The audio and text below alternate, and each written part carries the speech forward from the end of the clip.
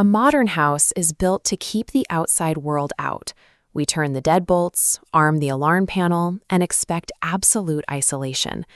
Looking at this architectural blueprint, safety relies on three concentric zones of defense: the property line, exterior walls, and interior rooms.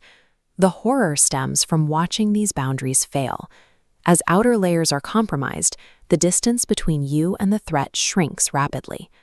We are going to examine the anatomy of a home invasion across three actual cases, tracking the danger as it migrates from the front yard directly into the bedroom. Once an intruder crosses that first line, the expectation of environmental control vanishes. Our first case involves a couple who rented a house with a grim history. Both previous owners had recently passed away inside the home. To ease her nerves, the tenant relied heavily on a vocal automated security system to monitor the doors. The first signs of trouble involved physical anomalies that signaled the outer boundary was failing. A heavy washing machine somehow dragged itself several feet into the middle of the laundry room. Shortly after, the garage door opened on its own, while the driveway echoed with concussive sounds like fireworks or small explosions. The exterior breach climaxed at 3:39 in the morning. Continuous, violent pounding shook the front door, followed by the automated voice of the security system announcing the entrance was open. From her hallway, the tenant watched the doorknob aggressively rattling as someone tried to force their way inside. When the police arrived, they found the dead-bolted door wide open, but no intruder. Their official explanation was that a heavy gust of wind on a humid July night had somehow bypassed a locked deadbolt and blown the door wide open.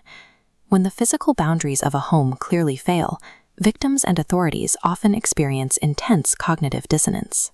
They will cling to highly improbable rationalizations just to avoid accepting that the perimeter has been breached. The next stage of spatial violation occurs right at the threshold. In this scenario, an isolated homeowner lived adjacent to a local bar, separated only by a narrow driveway and a line of trees. After a bizarre interaction where a woman from the bar waved and blew a kiss at him, the homeowner heard a gentle knock on his door at 1:30 in the morning. When he checked the window, the porch was empty, but his car door was slightly ajar, with the interior light illuminating the driveway.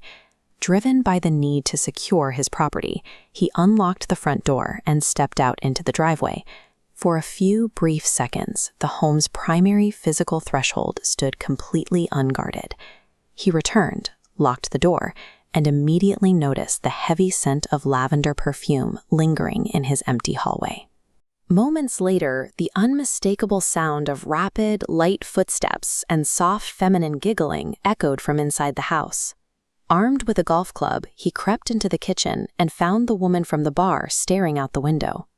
She snapped around, said, "Hey buddy, I know you're there," and rushed directly at him. A threshold breach removes any possibility of retreat. The house stops functioning as a barrier against the outside world and becomes a locked cage shared with the intruder. The final case introduces the concept of an architectural parasite. In this scenario, the threat bypasses the exterior locks entirely by living within the structural voids of the house itself. This 3D cross-section illustrates the layout of the victim's house, revealing a cramped, hidden crawl space located immediately above her bedroom. For weeks, she heard continuous shuffling and audible breathing emanating from this tight enclosure, noises she desperately tried to write off as a squirrel infestation. After investigating the noise late one night, she retreated downstairs. Checking the upper hallway later, she found her bedroom door mysteriously shut, and the access cord to the attic trapdoor gently swaying in the dark. The final spatial clue was far more subtle than a forced entry. Resting directly on the floor next to her bed was a single clump of unexplained dirt. She knelt to examine the soil, heard the distinct sound of breathing again, and peered under the frame. Lying flat beneath her mattress was a middle-aged man, staring directly at her and whispering her name. An inner sanctum breach is the most psychologically devastating form of intrusion. It bypasses every external defense and turns the victim's most intimate, vulnerable space into a hiding spot for the threat. All three victims survived their encounters without physical injury, but their baseline relationship with their environment was permanently destroyed. They abandoned their leases, spent months living in roadside motels, and invested thousands of dollars in digital surveillance arrays just to reclaim a fraction of their previous peace of mind. These cases expose a severe architectural vulnerability. We treat our homes as impenetrable fortresses, but structurally they are simply hollow boxes built from dry wood, thin drywall, and fragile panes of glass. A locked door does not exert actual physical control over a space. It is nothing more than a social request for privacy, a polite boundary that bad actors and predators can easily choose to ignore. It leaves us with a deeply unsettling reality about where we sleep. If a determined individual truly decides to cross your perimeter, the walls around you will not stop them.